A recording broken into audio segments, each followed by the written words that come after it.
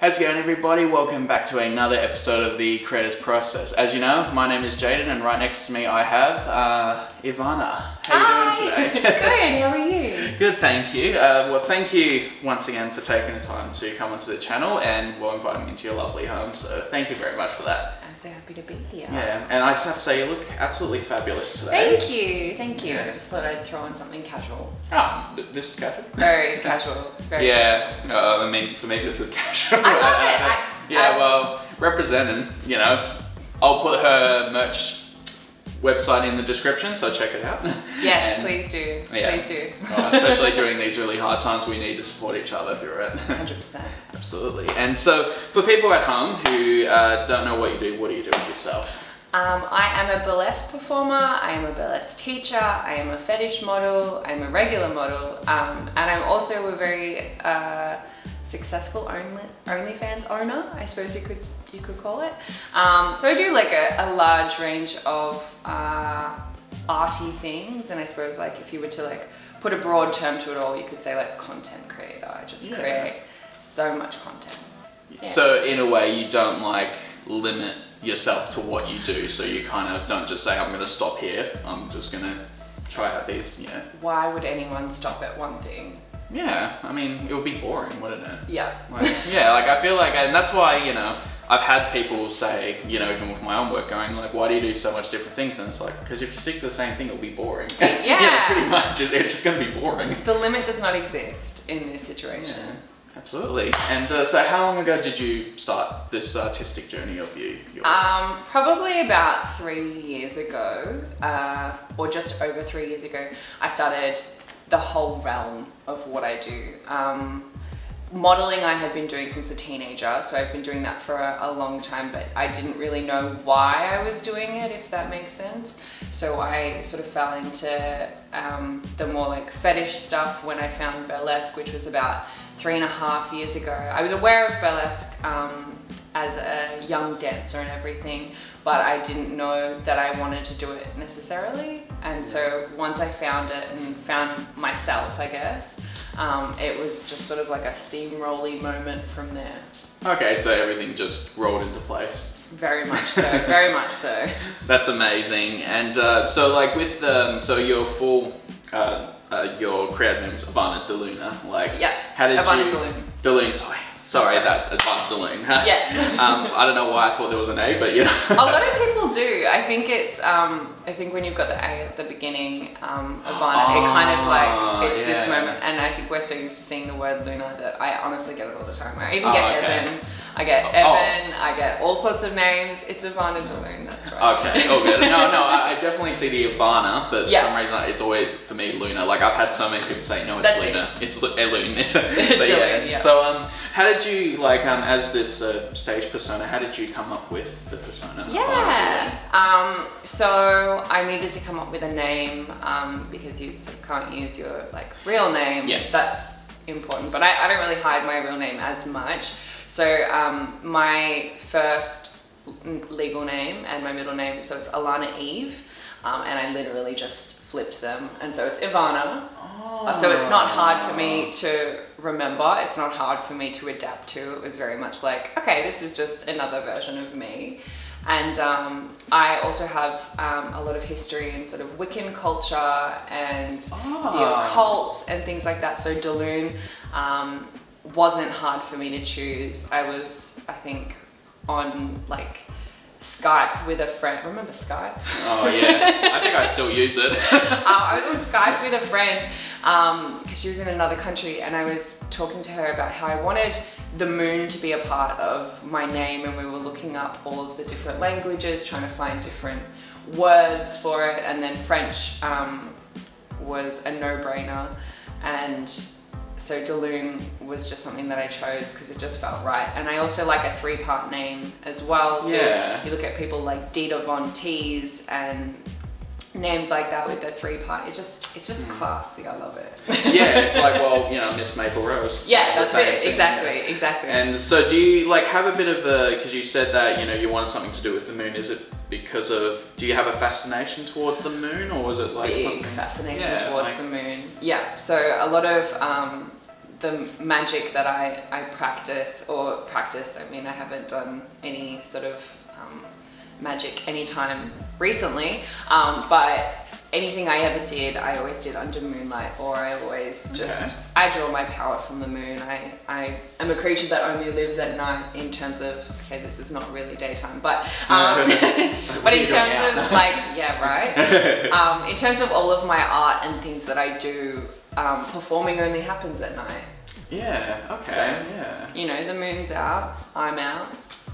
Oh, I like that. Yeah. So it's kind of like, you know, your persona magic comes out at night, as they say. The creatures come out at night. That's it. Evana comes out at night.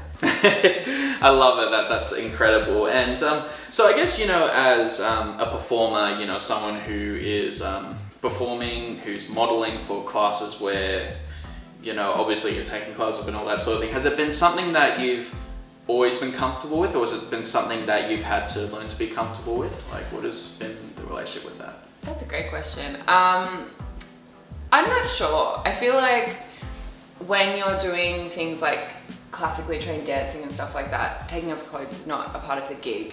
And I did about 15 years of classically trained dancing, and I didn't fall out of love with it, but I just felt like I couldn't take it any further. And so when I found burlesque and I found this way to be empowered and to embrace my sexuality and to embrace who I was as a person, as a sexual being, and someone that, you know, really thrives off the energy of being able to say, like, look at me.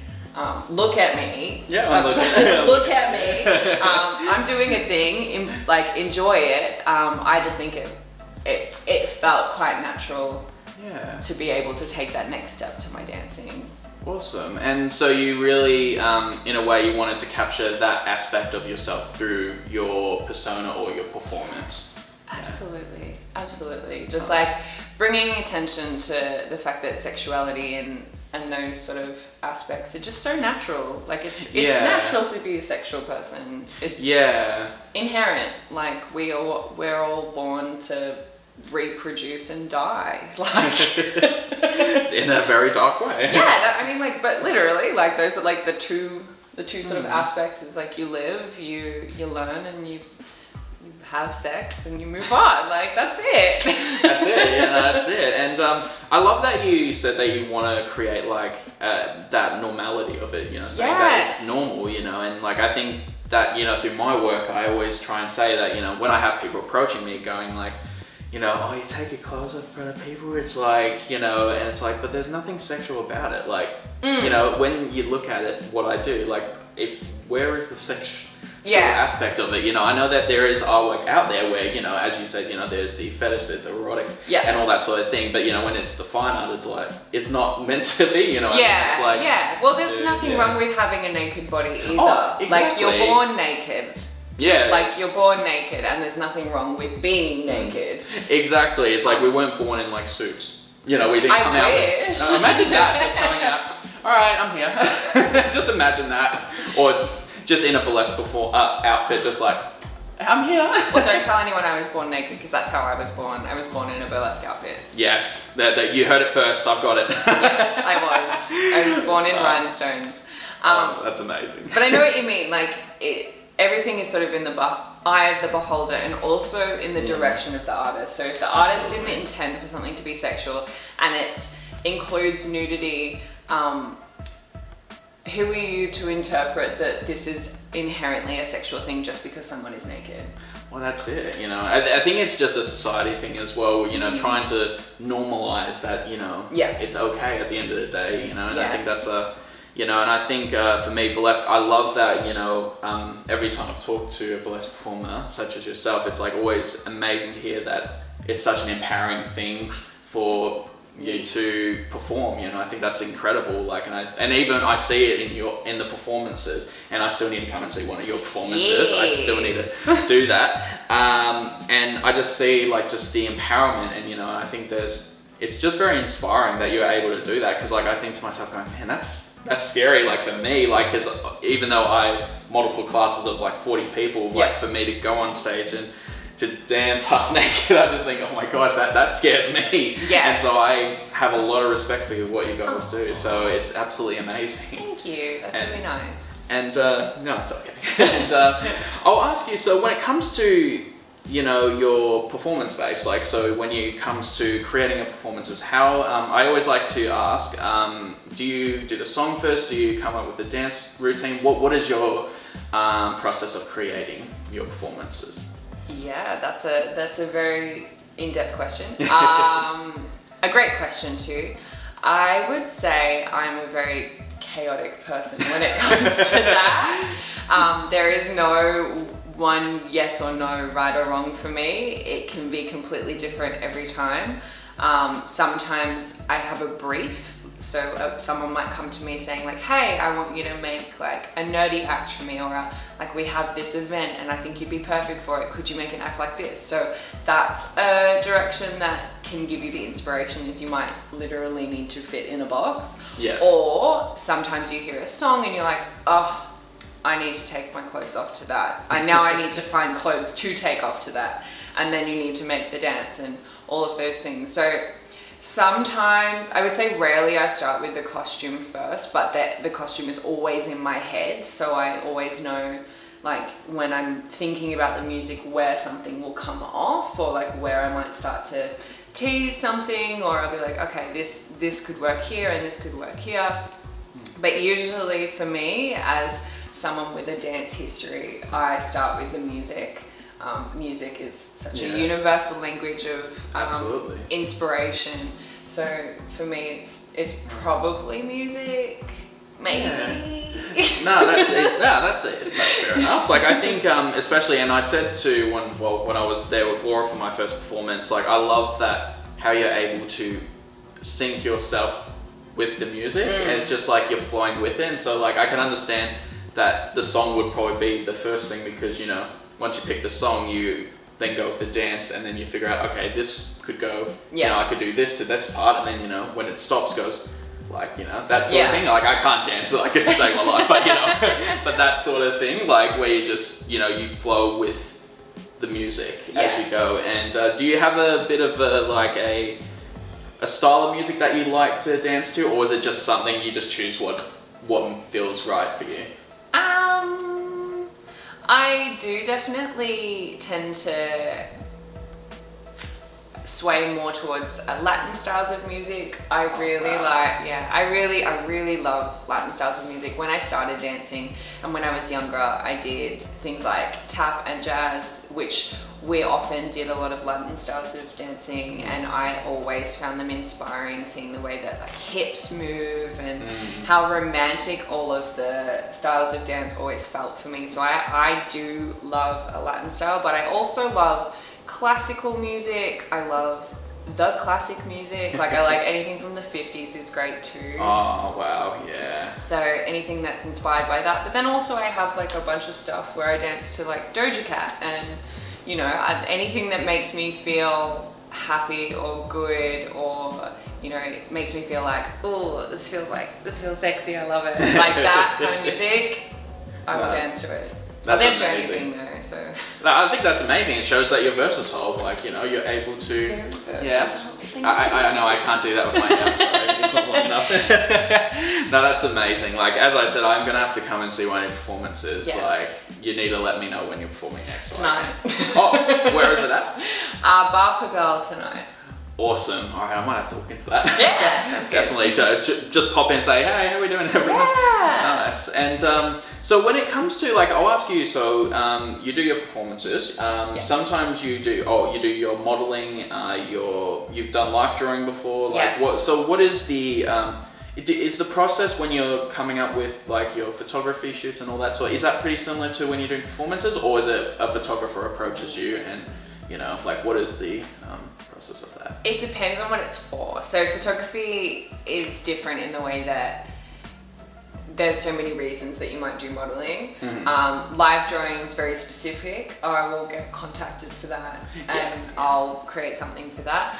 But for photo shoots and things like that, if it's something that is personable to me and I want it for myself, if it's my own branding, or if it's like something for my Instagram or if it's something like that, I'll generally come up with the theme or I'll come up with the styling. I love styling my own shoots and things like that. So coming up with my personality and trying to portray that through film or photography is something that I do, but I also like to collaborate with photographers too. So if a photographer comes to me with a really unique theme or something that I haven't done before, I'm like, hell yeah, I'd like to add that to my portfolio. That sounds fun. So, you know, I'll always take inspiration from others as well. Yeah, so it's very important for you to, you know, take that inspiration from others, and, you know, also good to collaborate and, you know, work with other people, a diverse amount of people. It's art, baby. Like, that's what it is. It's working with other creative people and just having fun and making something magical at the end.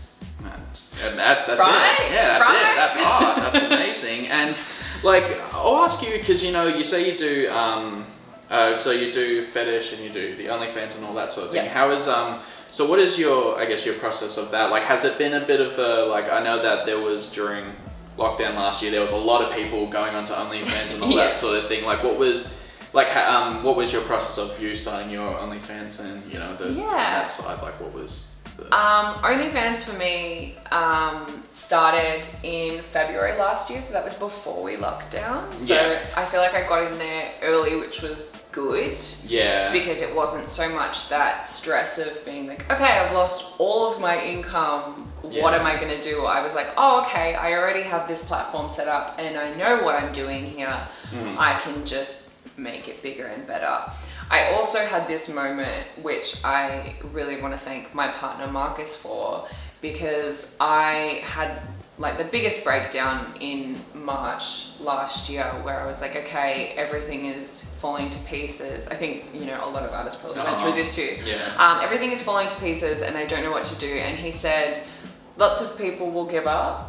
Lots of people will give up right now, and you know what you want to do and you know that you want to come out this on the other side, so what are you going to do about that? Like, are you going to keep going or are you going to give up? And I was like, okay, I'm not going to give up. So I feel really lucky that I was in a situation where I was so supported to continue creating and continue pushing and developing my online presence and really pushing for the things that I wanted, because now I feel like I'm in a really great position and I know that I can at the end of the day look after myself. Wow. So that's really good. No, that's amazing. I think it's good when you have that, and I think, you know, talking to so many people, it's good to have that mental and physical support base around you, because, you know, it's hard when, you know, you have to start and no one supports you through it, and you just feel lost at the end of the day. And I'm very lucky. Yeah, and I think that's amazing that you've had such an encouraging partner, and you said he's a photographer as well, which is absolutely, so he probably has helped you with a lot of your shoots. Yes, definitely.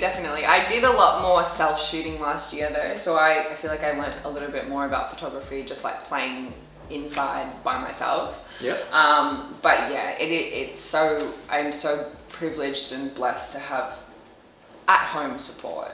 That's amazing. It's a blessing. That's incredible. It seems like you just have like a lot of good diverse amount of work and all that sort of thing, and I think that's absolutely amazing. I think my biggest piece of advice if you're an artist is diversify your income. It's the best thing you can do, because when one hits the fan, you have something to fall back on, and if that one hits the fan, you have another thing to fall back on, and if that one hits the fan, you have the last thing, and hopefully that won't hit the fan. So, you know, the more you can spread yourself out, it's harder work, but it saves your butt when things go wrong. It would, especially like, you know, well, with what's happening right now. And you beat me to the question. I was literally about to ask if you have any advice, but you've already beat me to that question. Diversify your income. Diversify it. Don't put all your eggs in one basket. Don't just jump into something like OnlyFans and don't think that that's a get rich quick situation. There's so much misinformation going around about the things that you can do online to make a quick buck. It is not a quick buck. It is hard work. Online work is hard work. Every line of work is hard work. There's no such thing as getting like quick money for nothing. Oh, no. Yeah, it's like everything you have to put in, like, I think we were saying this, like you have to be all in, not half in, half out. Like you have to just be all in. Like, all in. It's just like, you know, I've talked to some of my mates saying that, you know, who want to do like music and all that sort of thing, and he was like half in, half out, and I'm like, mate, no, you can't do that. Like, yeah. I mean, you would be very lucky to succeed that way if you could put half effort in. And props to you if you're hobby. What's your secret? What's your secret? It's the half in, half out. Yeah, I know. So I would say if you're going to do something, do it fully, because there's no point. If you want that to succeed, make it succeed, because you absolutely can. But you need to make sure that you're doing absolutely everything in your power to make it happen. Absolutely. No, I applaud you for that. It's absolutely, I agree with you 100%. I think, you know, if you're passionate about something, it will keep driving you to keep going and keep creating more content. So, I mean, you know, you could have not put it any better. And so I want to say thank you so much for taking the time doing this interview with me today. I was like, thank you for having me. That's okay, and I'm so glad to finally meet you. Like, I'm so happy. I've heard so many amazing things about you, so I just had to, I had to meet you. And so I want to say a huge thank you to everyone who has watched today's episode. If you want to go and check out Evana's work, I will leave links to everything. Go and support her. Go and buy some merch. Like, check it out. Like, it is absolutely incredible. I just bought this a month ago now, a month ago. It's like amazing, absolutely. Soft. Oh, it actually is really. It is actually really soft. It's comfy. Actually is. It's comfy. Yeah, and it's fits well and everything like that, you know. And it's absolutely incredible, you know. And if you want to go and see one of her performances, go and check it out. I'll leave Bar Pigalle. You run the class. I have upcoming shows always on my website. So we've got all the links. Easy. It'll speak for itself. Yes, absolutely. And as I say every time in every video, let's support the local community. Let's support local artists. Buy prints, buy merchandise. Let's just keep this community going. We have such an amazing, incredible community. So let's keep pushing the Melbourne art world. Let's put us on the map. Yay! And comment, like, and subscribe, and I will see you in the next episode.